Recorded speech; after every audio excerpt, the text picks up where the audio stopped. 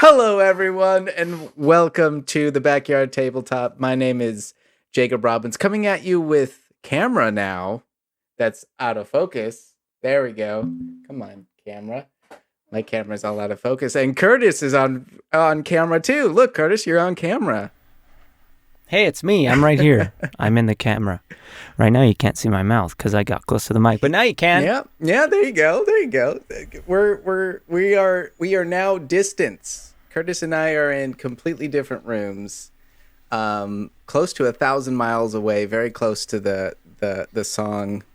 Unfortunately, Kurtis and I did already do this episode, but I was the You're not classic. supposed to say that. The classic. No one would ever know. Yeah. Well, okay. Well, we'll edit this part out then.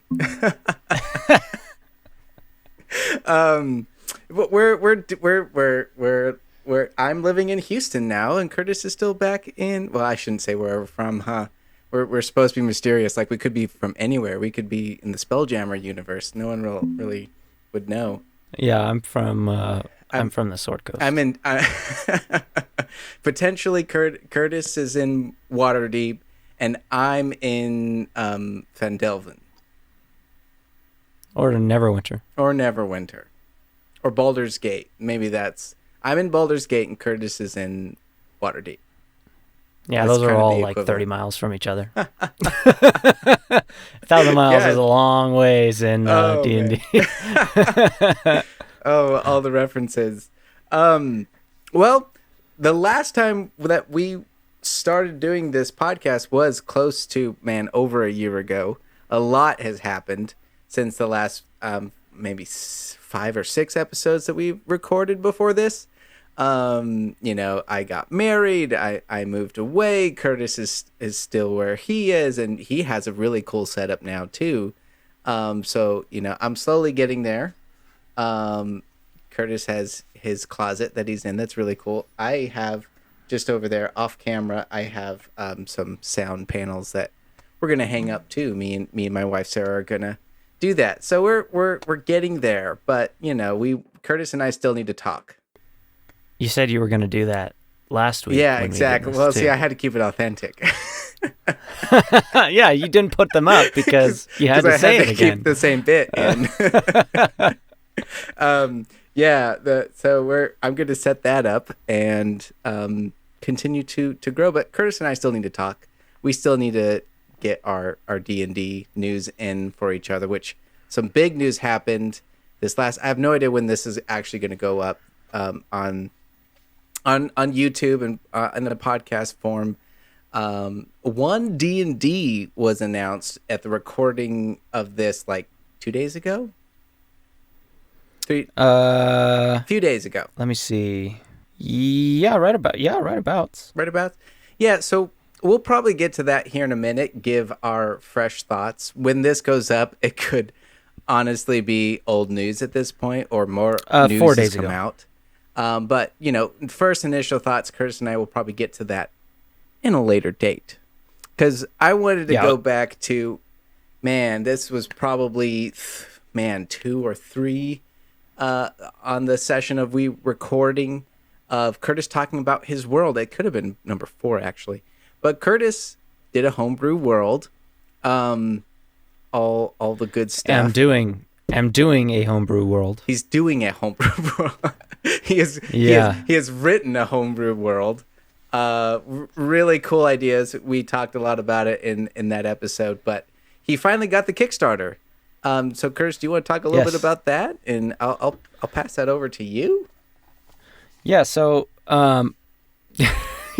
you pass it over to me. Hey, thanks. There Jake. You go. So anyway, down here in beautiful New Mexico, home of Breaking Bad. That's it. And Better Call Saul apparently is really good too.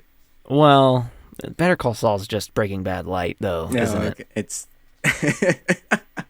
anyway, the diet version. I got this beautiful book called Crystalpunk. Mm-hmm. You can see right there. So pretty. It's delicious. It's a beautiful book full of beautiful neon colors and lots of wonderful illustrations. It is a a setting and campaign guide by Plus. I did the same thing last time. It was the same thing. Plus 3 Press. You can see right there. Plus 3 Press. Yeah. Super cool. This book is like, I started like thinking up my world, and I was like, I want it to be kind of like magic based, but like technological at the same time. Yeah. Like, what if you like put fantasy and sci-fi like together, but not like Shadowrun. Shadowrun's too future-y. It's too far away. It's basically noir, right, with fantasy races, and that's pretty much it. Right. There's not like kind of the same thing with Spelljammer. It's not too. very magic-y. Spelljammer was just announced. Actually, I think it just got released today. Wow, yeah, a lot of D&D stuff happened recently. So Spelljammer, it's not quite like Spelljammer either, because Spelljammer is basically like, we're going to space. Spelljammer's not even like a setting. Spelljammer's just new rules for what's already in D&D. Like, Spelljammers just exist in D&D already, and this is just like giving you the rules for how to run that kind of stuff, and like how to explore the astral sea and all of that kind of stuff.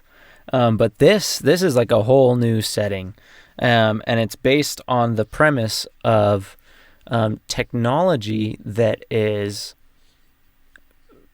ran using magic. Right. So it's like they call it Crystalpunk because a lot of it has to do with like crystals and how they hold magical energy, and then how you can take that magical energy and use it for things.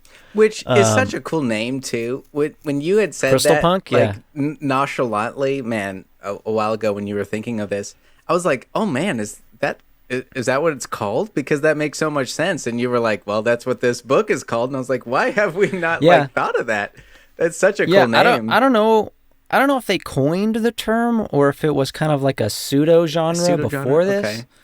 Okay. But I do know that so their whole thing around it is like it still very much has the feel of cyberpunk, that sort of like everything's run by corporations and there's neon lights and it's kind of a defunct city and that kind of stuff. Right. There's still that feel, that kind of neo-noir, kind of punk, kind of like there's a lot of stuff based around like there's a rebellion in the city, people rebelling against corporations and stuff like that. There's a lot of things about that. But I mean, you don't even have to take that. Like just the way they've built the setting and how they've right the way these things work, the way this technology works, and the way they've created the world is super interesting and exactly what I was looking for when I was trying to get more concrete like ideas for these very abstract thoughts I had about my world. Like, okay, I know cars are gonna run off magic or something like that, right? But like, how does that happen? And then this book very descriptively says that there's these canisters that trap infernal creatures and then slowly drain those infernal creatures of their magic essence until they die and go back to the infernal plane, but that's fine. They'll just go right back to the infernal plane, right? Yeah.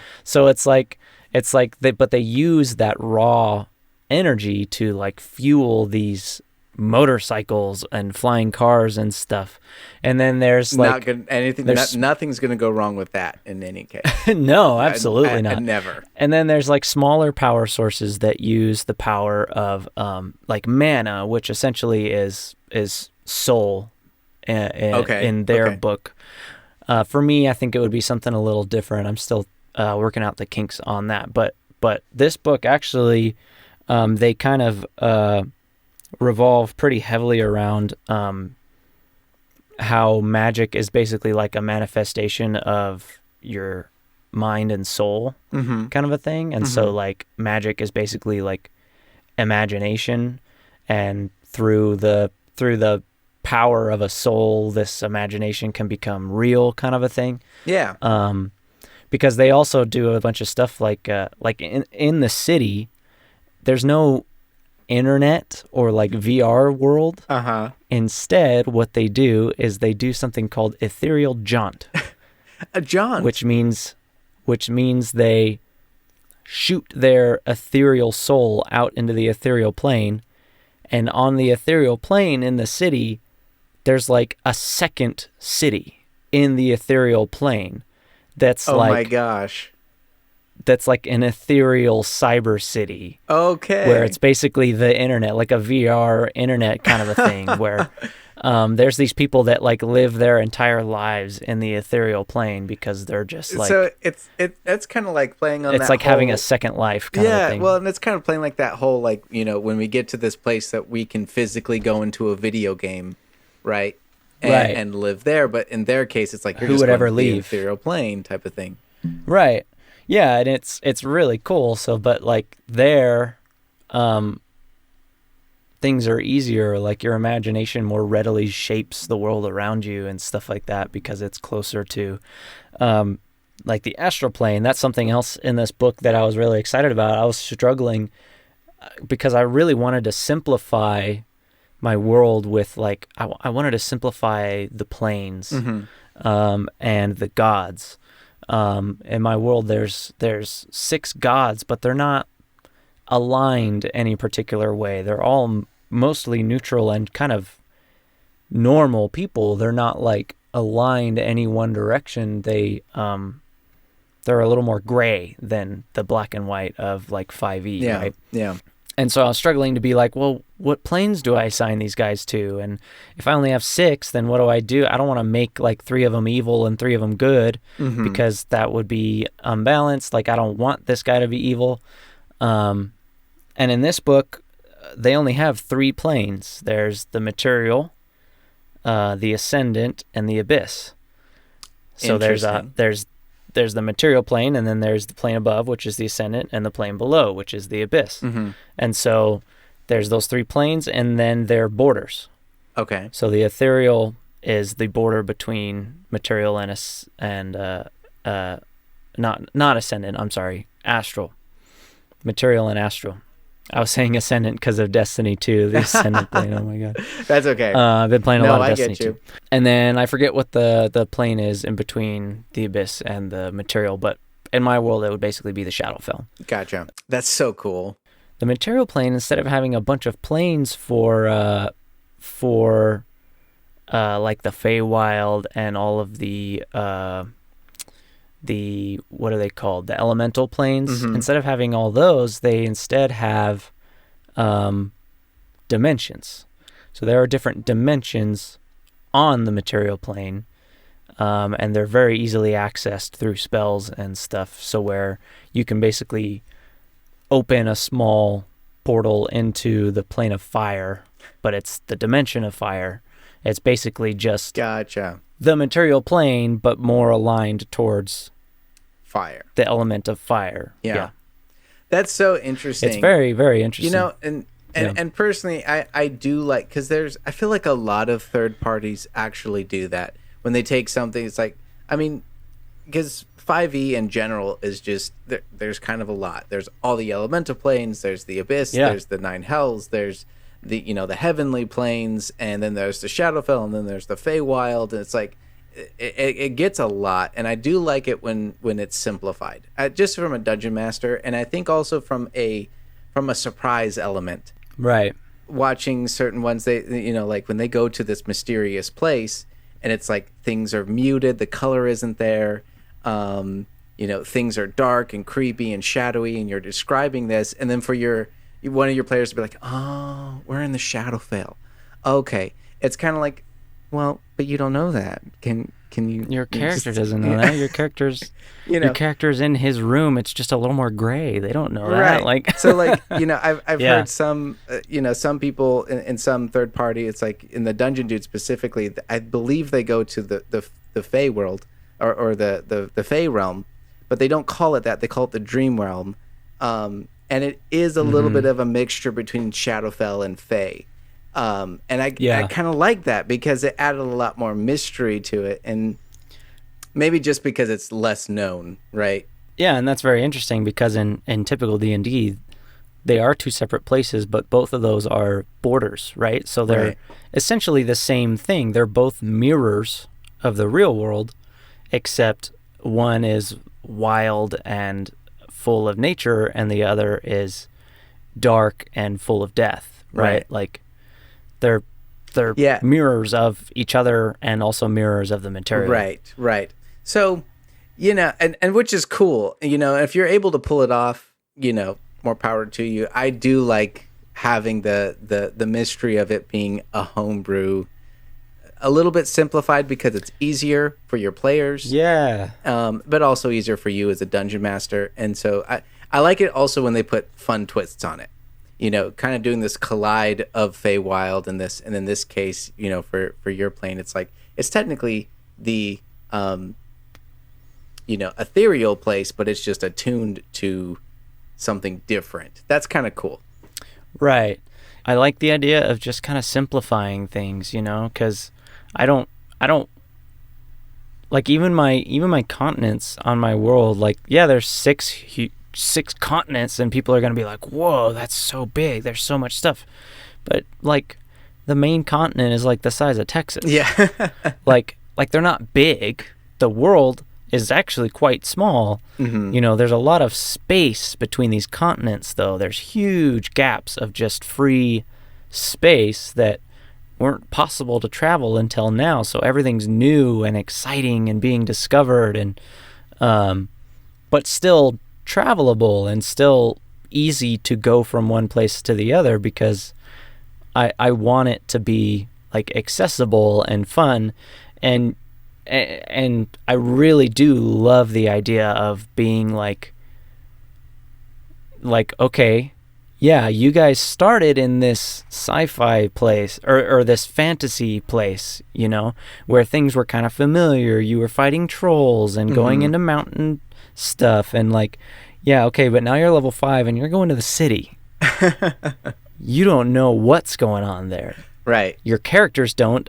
And you don't, which is like gonna be really cool, and that's why I want my first place I start you guys to be very like typical fantasy, because it's kind of an easy come in where you can start to explore the things you don't know, like the technology and the weapons and stuff, and then slowly get attuned to it before kind of diving into the new weirdness. Yeah. That's honestly kind of what this new One D&D is kind of hinting at, because and the internet's going to be the internet, and I don't know about you, I've kind of seen a lot of negative things toward One D&D. I don't know, but if that's the case for you, and I'm kind of like, guys, we know like 3 things about it. Why are we freaking out already?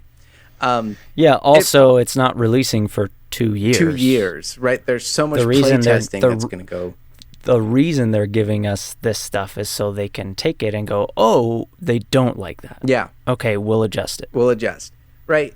And it's just the kind of age-old thing. You're taking something and you're changing it, and I don't want it to be changed because what it was before was perfect or whatever. What's cool about third party and what One D&D kind of seems to be pushing toward is that you can still take this stuff and use what you want, which is the coolest thing about D&D. And it's the coolest thing about what they're kind of pushing for in this One D&D thing, right? They're kind of changing the tieflings was something I was seeing a lot, where they're changing it to be a more like a general abyssal type of creature, so it could be a general infernal. So it could be abyssal, it could be devil, it could be demons, devils, or even the neutral evil people, which I forgot what they're called. But. Right, which I think the only one I knew of doing that was Pathfinder, having that neutral one. Yeah. So they're kind of bringing that in, which is cool, and it's like, guys, if you don't like that, you can still just do what the tiefling has always been. Well, I don't know. That's what I've been seeing too. It seems like almost all of it is more. It's just more options, right? they're not taking anything and like refining it down to be super simple to where there's less options. Mm-hmm.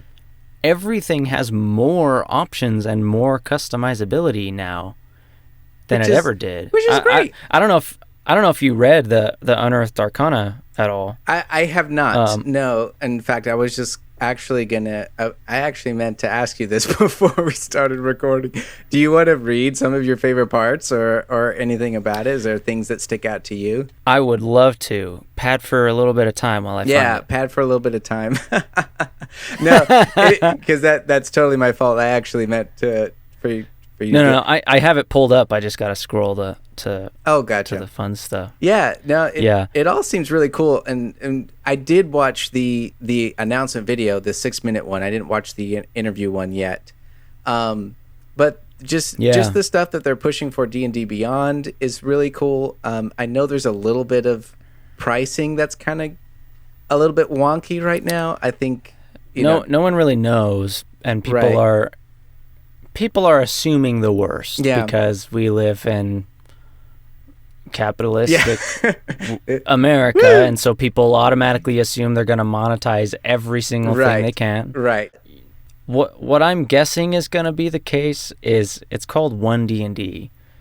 You're going to pay for one subscription, and it's going to give you access to stuff. D&D Beyond, the way it works exactly right now.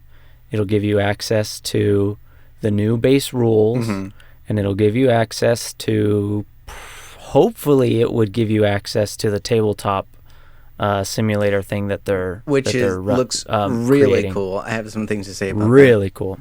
Yeah, so one of my first favorite things is that they have completely changed how you gain your attributes, your bonus attributes to your character.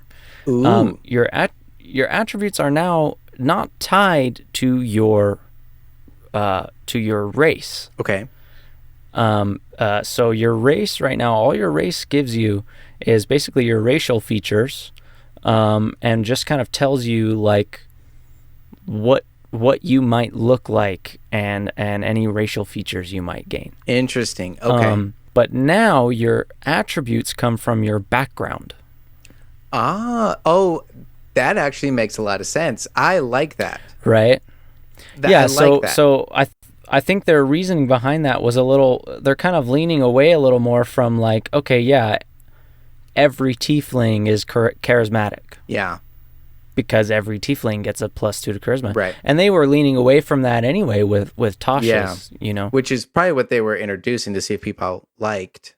And now they've completely gone to the point where your race has nothing to do with your attributes. You could be a tiny tiefling that is completely uncharismatic, or you could be a huge bulky tiefling that has a tongue of silver, but where your attribute bonuses come from is your background, because that's your life. That's how you've been living up until you became an adventurer. Yeah. That's what you've been doing. That makes a lot of sense. And what you've been doing should give you your attributes. It should, if you've been a librarian your entire life, you shouldn't probably get a +2 to strength. Right. If you've been locked in a room as a sage, just because you're a Goliath. Right. You've been locked in a room as a sage, and you have had you've talked to 4 people in your entire life. You're probably not going to know how to talk very well to a lot of people, or know manners, or however it is that you like to rule charisma. But yeah, your ability scores come from your background now. And something they talked about in the interview quite a bit was they give sample backgrounds like they always have. And in the 5e book, it was kind of a here's all your backgrounds, but if you want, you could make your own, but you should probably just take ours. Gotcha. Right? Now it's totally the other way around. It's like, make your own background. Be who you want to be. But if you don't want to make your own, here's some options. It was an optional you can rule. Totally customize backgrounds and stuff like that, and I think that's really cool. Yeah. One of my other favorite things were some of the changes to, not full-on changes, but adjustments and clarifications to rules that they're doing. Okay. Instead of having to go on to Twitter and tweet Jeremy, we can... Yeah. Okay. Yeah, so basically this is their like first run at the basic rules and what they're changing. Okay. So there's all sorts of stuff in here. Now, each class that casts spells does not have its own list of spells. Instead, there are 3 spell lists. There are arcane spells, there are divine spells, and there are, what's the other one? Primal spells. Interesting. Primal spells are druids and rangers. Divine spells are obviously clerics and paladins. And arcane spells are everything else. So like wizards, sorcerers, warlocks, that kind of stuff. I can see that being a little bit more simplified for like way new players. More simple. Yeah. And also for me, something I run into a lot is spell scrolls. That's going to simplify spell scrolls. Oh, that's huge. Yeah, I wouldn't even thought of that. Because now you don't have to go, okay, I'm a sorcerer. Do I get teleportation circle? Is it on my spell list? Yeah, and it's like, well, no, yeah, now it is, because it's just an arcane spell. It's an arcane spell. Yeah. Yeah. And I'm sure they're going to have some things like on some subclasses where it says you have access to this spell and this spell from the divine spell list, you know? Yeah. Even though you're a sorcerer. Still, to still have that sub-variant spell list that's possible. Yeah.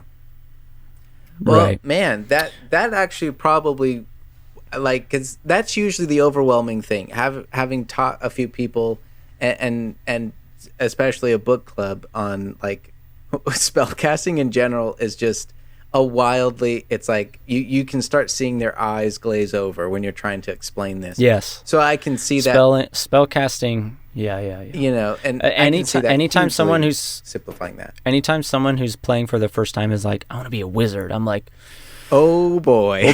All right. Okay. Right. Buckle in. I mean, usually the person who wants to be a wizard is willing to learn that anyway because they're a nerd. And but I get the same way with clerics too. Because I don't know what it was, but most of the people that I have taught have usually always kind of leaned toward the cleric, because they're like, you know, because you get heavy armor and you get like a mace and a shield, and, you know, and then they also get to do some spell casting. So you know, they've kind of leaned toward that. But I'm like, oh boy. But it's almost more overwhelming as a cleric, because you have all of your spells, and every single morning you have to choose which ones you want. Right. So you have this full list that you have to decide from every morning, instead of a wizard where you go, okay, I want that one, that one, and that one, this level. And then that's it. That's all you ever have to worry about until you level up again. Yeah. Now, on the flip side, I could see how people would be like, oh, now you're just dumbing it down and you're making it less complicated. For sure. But I don't think so. After what you just read, it's like, no, I think it's just going to make it more easy for you to play. Simplification is only bad when things become oversimplified. But spellcasting is already overcomplicated, in my opinion. Yeah. So a little bit of simplification will go a long way, personally. So something else that they have adjusted and completely reworked the wording of is something called the D20 test. Okay? Ooh. So, now, the term D20 test encompasses the 3 main D20 rolls of the game. Okay. Ability checks, attack rolls, and saving throws. If something in the game affects D20 tests, it affects all 3 of these. So, they have created a term now that encompasses that. Okay. There was not one before. Before, if they wanted to say you could use this for an attack roll, a saving throw, or an ability check, they had to say that. Right. But now they have a term which defines that as a D20 test. So now when you get bardic inspiration that lets you do that to any of the things, they can say this bardic inspiration lets you add a D4 to any D20 test. Simple. Look at that. Simple. Look at that. Just simplified.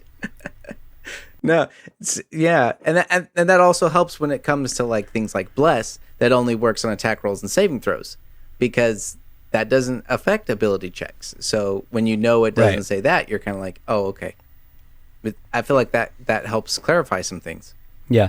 So verbatim here, next line says, the DM determines whether a D20 test is warranted in any given circumstance. This is interesting. To be warranted, a D20 test must have a target number no less than 5 and no greater than 30. Okay.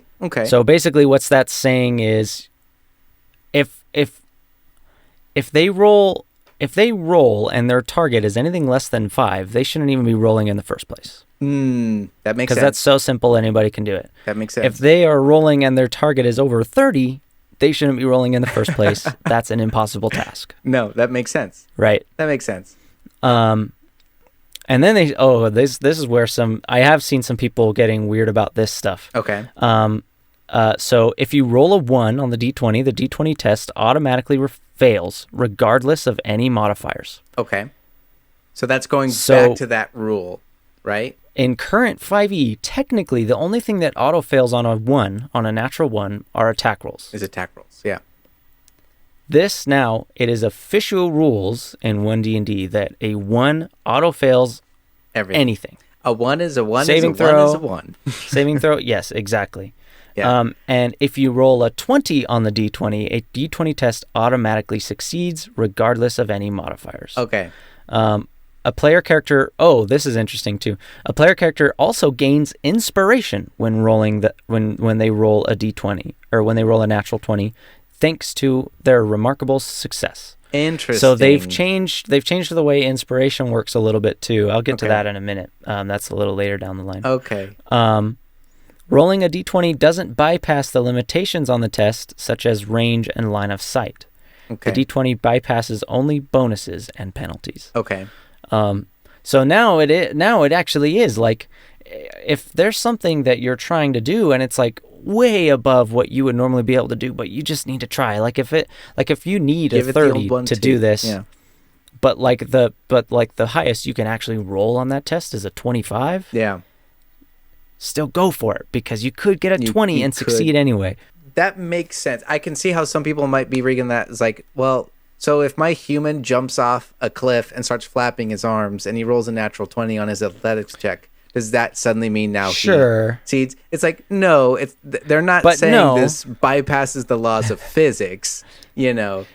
It may have it to where you can reach it. It's like, okay, well, you managed to grab onto the branch that was off the cliff and you didn't fall to your death. So it's like, no, you can't curve that arrow around that corner to hit that guy because you don't even know if he's there anymore. Right. And it's the same. Yeah. That makes total sense to me. I kind of like that because it almost feels like a lot of people think that's still a rule. So they're kind of reintroducing it and are kind of changing it. I don't know. A lot of the streams I tend to watch will hold adhere to that. And especially a lot of the older generation of D&D players tend to still use that rule. Yeah, and they go into critical hits here a little bit, but it's essentially exactly the same. If you roll a natural 20 on an attack roll, it auto hits. And it's a critical hit, which means you roll the damage dice twice and then add your modifier. Basically the same. Okay. Except they very specifically say weapons and unarmed strikes can roll critical hits. So it seems like they've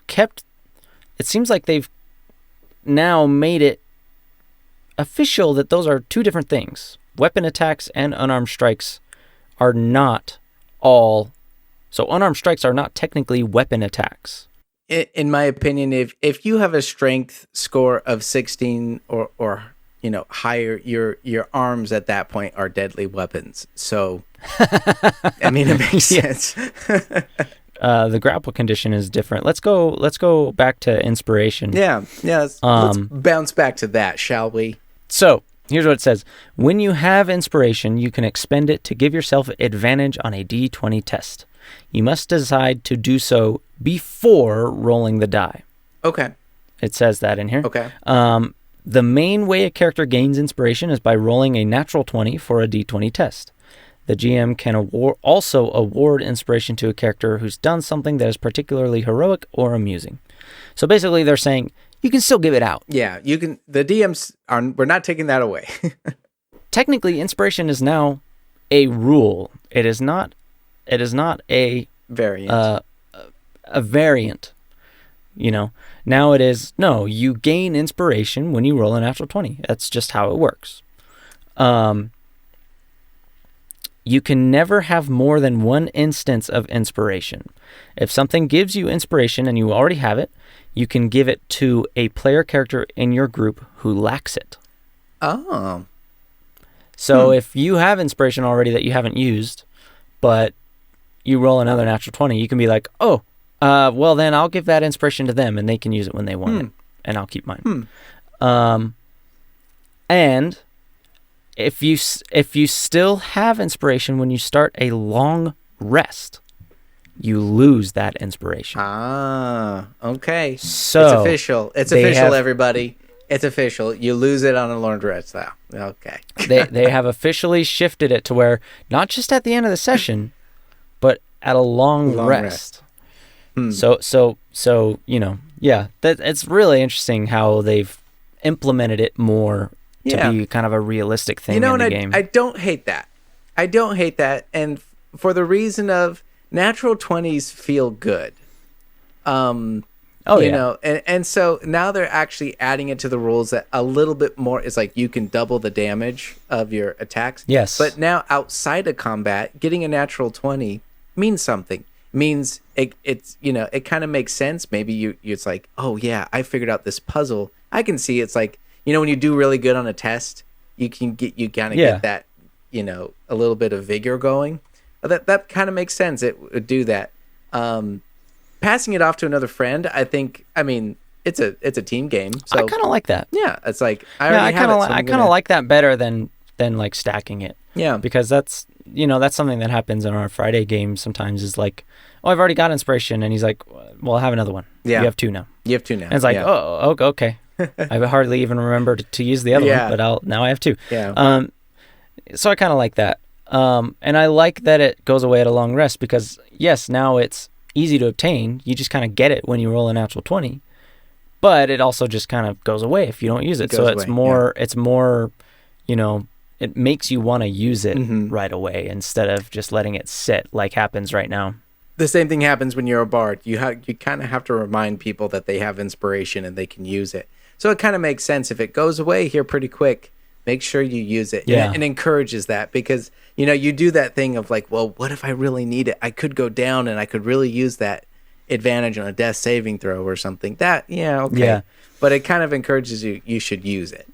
Well, and I do like that they specifically state, like, it has to be used before you even roll. You have to decide you're going to use it. You have to decide that this thing is big enough to warrant using it before you've even rolled to see if you succeed or fail. And because I think that's another thing that keeps you from using it a lot is like, I don't want to. I'll roll and then see if I need it. Oh, I succeeded. I didn't need it. That's actually a very good point because I know that's happened where it's kind of like, well, if I succeed, I won't use it. Oh, I succeeded. Okay. Yeah. No. Yeah. That's cool. I like, I don't hate it. I think that's cool because it just adds a little bit more towards the rolling. It's a little bit more of a incentive to like natural 20s because it feels good. Now, let me ask this though. I imagine they don't have anything on the contrary of rolling a natural 1. Do you think as a DM you would want something like that? Or do you think just having the natural 1 being an automatic failure? Except, I guess, if you're... what about the rogue's unreliable talent? Is that still a thing? Reliable talent? Yeah, I imagine that would still contract. I assume so. Like, still work. Yeah. It just bumps up to a 10. No, I would say a natural 1 would be like, okay, now the only way you can even not succeed at this thing you're amazing at is if you just really flub it with a natural 1. You know what I mean? I think that makes sense. I kind of like how they have that. Yeah. Well, and so for like crits too, like I do like that they've added a little bit more incentive to be like, ooh, I got a crit. This is exciting. This is great. Because sometimes when you get a crit, it's just like, yeah, I got a crit. Sweet. I'm going to roll that second die. Oh, it's a 1. Okay. One. Well. All right. Well, great. I did less damage on my crit than I did on my normal attack. Exactly. Whereas now, it's like, yeah, I did less damage on my crit than my normal attack. That's a bummer. But now I have inspiration. So that 20 was worth it. That's a good point because, yeah, you could still roll fairly bad, but still have a little bit more to keep it going. Yeah, I like that. I like that. And I definitely think they're trying to punish less in this edition, it seems. So, like, adding an opposite effect for a natural 1, which is basically the DM gets to say you have disadvantage on this roll whenever he wants. Like, it's kind of hard to do that without it feeling targeted. Yeah, you know? That makes sense. And I totally get it because, you know, natural 1 feels bad. Yeah. So, yeah, I don't hate it either. I know it's like, but yeah, again, there's probably going to be a lot of variant rules that will probably come out with that, or just because there's already a lot of things that I've seen that are like on natural 1s, bad things could happen. You know, you can roll on this 1d10 thing and to see what happens. It's like, oh, you fall prone because you slipped in the mud or something. I could see DMs using that, but at the same time, I think what's been really good about 5e and then now moving into this One D&D, it's kind of like it's meant to just try and get people into the fandom. And again, it's just going back to that. You don't have to use everything. Your table is your table. No one gets to tell you how to run it. Your table. And so once you get people in the door, then you can go from there. You enjoy the game. You keep building, and you get to a place where you've been playing for a year now. And you don't need the quote-unquote training wheels. You know what I'm saying? Yeah. Yeah. And that's how it's always, you know, that's always been their thing is like, yeah. These are the rules. These are the main rules. These are the variants, all that stuff. But the DM gets to decide whether any of this is used or not. Right. Always. And that's always been their thing. That's usually always my reply to a lot of the people that are like, this is so stupid. They're changing everything. And it's just like, you know, it literally says in the books that the rules are secondary to you guys playing your game, which is really cool. Also, 5e still exists. So if you like 5e, just keep playing 5e. It's like 5e still exists. You know, there's still people out there that play 4th edition. You know, there's still people out there that play 3rd edition. So as far as I can tell, resting changed just a little bit. The only thing that really changed with long rests is that it still works the same. You know, it's 8 hours of it's an 8-hour rest. 6 hours of that has to be uninterrupted sleep, and 2 hours of that can be used can do light activity like taking watch or cooking or something like that. But they added a little semi-paragraph at the bottom that basically says, like, the rest is interrupted if more than one cumulative hour of any hard task like reading or casting spells or anything like that is done. Okay. So what that tells me is we're taking a long rest. Great. If I want to cast a 10-minute spell for that first hour of that long rest, that doesn't mean I have to sleep 10 minutes longer than everyone else now. Right. If I wanted to spend 50 minutes or even an hour with the Find Familiar spell. Yeah, if I wanted to spend an hour casting something, I can do that and then spend my next hour of light activity, taking watch or whatever, and then sleeping. And then I don't have to sleep for a whole extra hour longer than everyone else because technically I didn't do more than an hour of strenuous activity. Right. It's really interesting. Yeah. No, I like that because it's making it a little bit more realistic in that sense because it's also that thing of like it comes up in role play moments. You know, if you have this moment where the DM, I don't know, explains a dream that happens to one of the players. And that player now has a rough time sleeping and they're role playing it, right?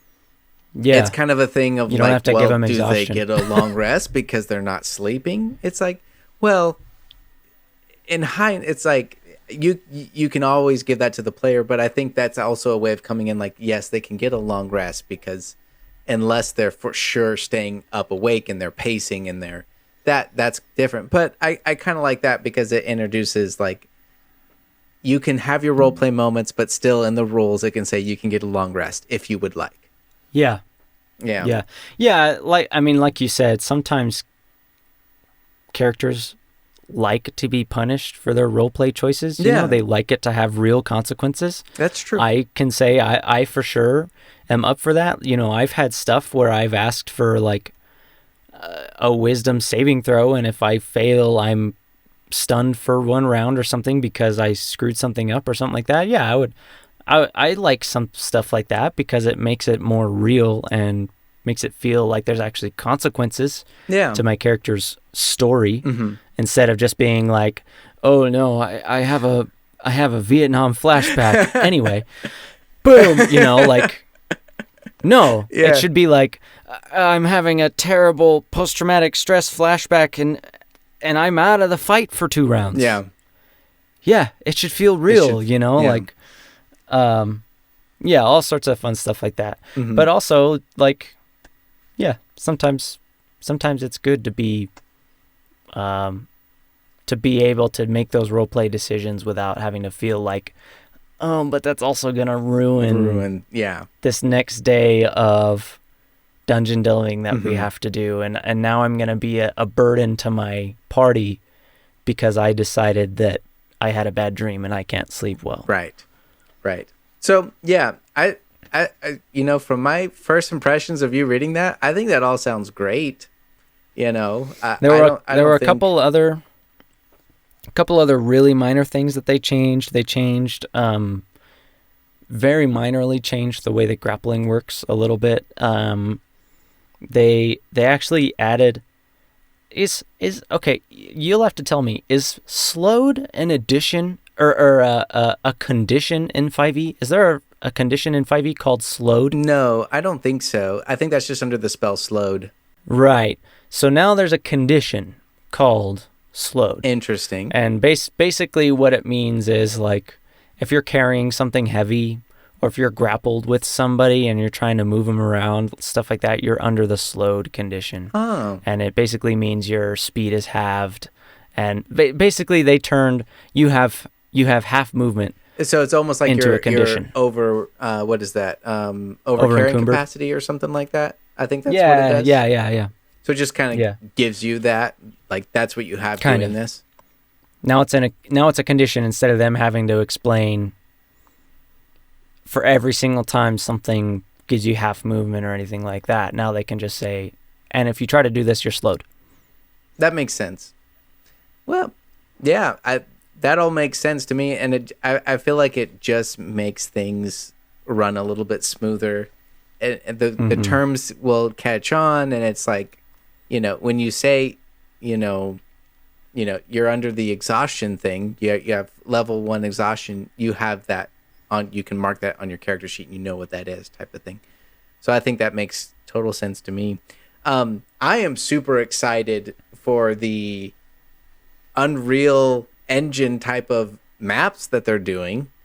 I am super excited for that. And mainly because me and Sarah were talking about this because she is she's a games person. She's a games professor. So she knows all about Unreal. She's used it. And so we're talking about like this. And you even said when I mentioned it, you were like, it's about time. You know, they totally need to use this technology for the games. Well, not just that, but Wizards needs to have an official online tabletop. Yeah, like that's true. They've been relying too much on Roll20 and Fantasy Grounds for too long. Those things are amazing, and what I really hope is that this doesn't ruin business for them. I don't think it will, because I think the D&D, the Wizards version is definitely moving more towards the crowd that is interested in having a tabletop online. So like real 3D terrain, actual minis on the terrain, stuff like that. They want it to look like an actual tabletop instead of just being a picture with tokens on it, right? Which has its place, and Roll20 is amazing. I love Roll20, and I don't think this is going to make me stop using Roll20, but I think what it will do is anytime our home group is like, we can't meet this week, we've got this thing going on, now I can be like, well, why don't we play online? Yeah. And I'll still have access to all my minis and my tabletop stuff and all my maps that I would use on my tabletop, and I can do it all online instead of...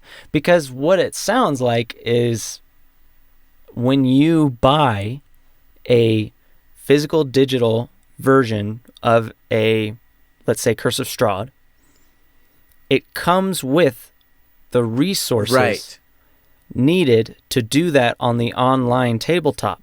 So it will come with the Curse of Strahd maps built in Unreal Engine. It will come with the Curse of Strahd minis that you can use in Unreal Engine. Like, that is so cool. I'm so happy that they have actually been working on this, because it's so simple to come up with the idea to do this. Right. It just takes a lot of work to get there. Yes, exactly. And I'm 100% with you, because I don't know, just, you know, talking to Sarah, she's kind of in the know, you know, and she's like, yes, all this is completely stuff that they could do. I think it's going to open up a lot of really cool opportunities for third party, but even just students now getting into like the quote unquote game industry. Unreal is opening up so much potential. I mean, Mandalorian, with it moving into the film side of things, and now it's moving into the game side of things, the virtual tabletop games. And like you said, I think that's so cool that you can have a 3D, essentially a 3D model of Strahd's castle or whatever it happens to be. If you're playing at home and have the maps kind of all there, and you can take a picture of it, and essentially you could go onto the virtual tabletop and move to where all the pieces were, so next week you can all be online if you need to. I think that's really cool. That was just the coolest part. Like, that was the thing I ran to Sarah. I was like, did you see this? Having the... Oh, hi, Mando. Yeah. Sorry. Mando came in and wanted to see what we were doing. That's our dog. I forgot what I was saying. You were talking about what Sarah was saying about she was talking about. Oh yeah. It was just really cool that they're doing stuff like that, and the potential that it's going to have is going to be, I think, just really cool and really inspiring. For sure. And I think it's going to get all those tech people into it, and for the people that like play the mind, that's totally fine. But then now it's just an additional thing that we get to have, and it's, you know, I was actually talking about this. You know, sometimes it kind of get, like you were saying, Wizards of the Coast needs to kind of get into the virtual tabletop, and instead of just being another Roll20, this is kind of adding something different to the game and changing for sure how we would go about it, which is cool. Which we don't necessarily need, like you're saying, Roll20 is great. We don't necessarily need, you know, or Foundry or whatever you happen to use. We don't necessarily need another one of those. Yeah, and changing it up a little bit. And the great, like you were saying, I've worked in Unreal Engine a little bit as well, back when I took 2 semesters of gaming classes in college just to see how I would like it. But I worked in Unreal Engine, made a little mini playable game that was like the worst thing ever, but it was good. And we even did a little bit of like 3D work. And knowing what I know about it, if they create the baseline for their system where, you know, they have the system set up that the tabletop works how it works and it will always work that way, it would be so streamlined for them to go, okay, here's this new adventure path we're creating. Here's all of our maps. Send that to the Unreal team who's working on the virtual tabletop, they could have every single map that's in Curse of Strahd. If there was like a full team working on that stuff, they could have every map terraformed and created with 3D spaces for it, and every mini, because they have 3D models of all those minis anyway. Yeah. They pump them out all the time. Like, so all they have to do is take that 3D model and bring it in here, and then, you know, give it the geometry that it needs to work in there, and you're done. You know, like it could be so streamlined that once they get the base work done, just making sure that all of the dice rolling and all of the effects and all of that stuff works in the engine, adding new models and new terrain and all that stuff should be so streamlined and simple. As you can tell, I'm really excited for One D&D. You know, I'm excited to see more when they come out with more. And I didn't go read it because I wanted to talk about it with you and kind of get my first impressions on camera, if you will. But I am going to research it. Definitely go. The UA is big. The Unearthed Arcana is very big. It basically has all of the base races in it, but redone in the new way, and all of the base backgrounds in it redone in the new way. And even a bunch of feats, because we didn't even talk about feats. Feats are totally different now too. Now there's like leveled feats. So like you have to be this level to get this feat. And now there's like most backgrounds come with a feat at level 1 and all that kind of stuff.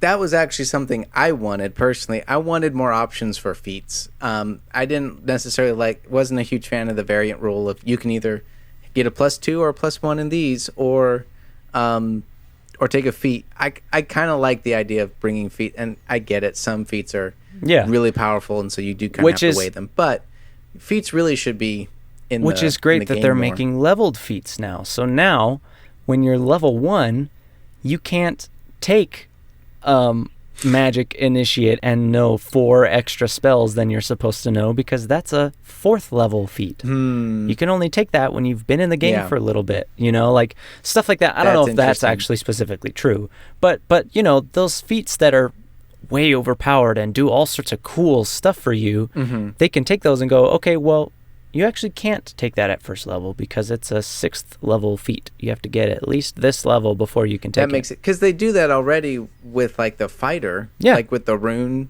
things, you can only take certain ones at certain level. Same with Battlemaster.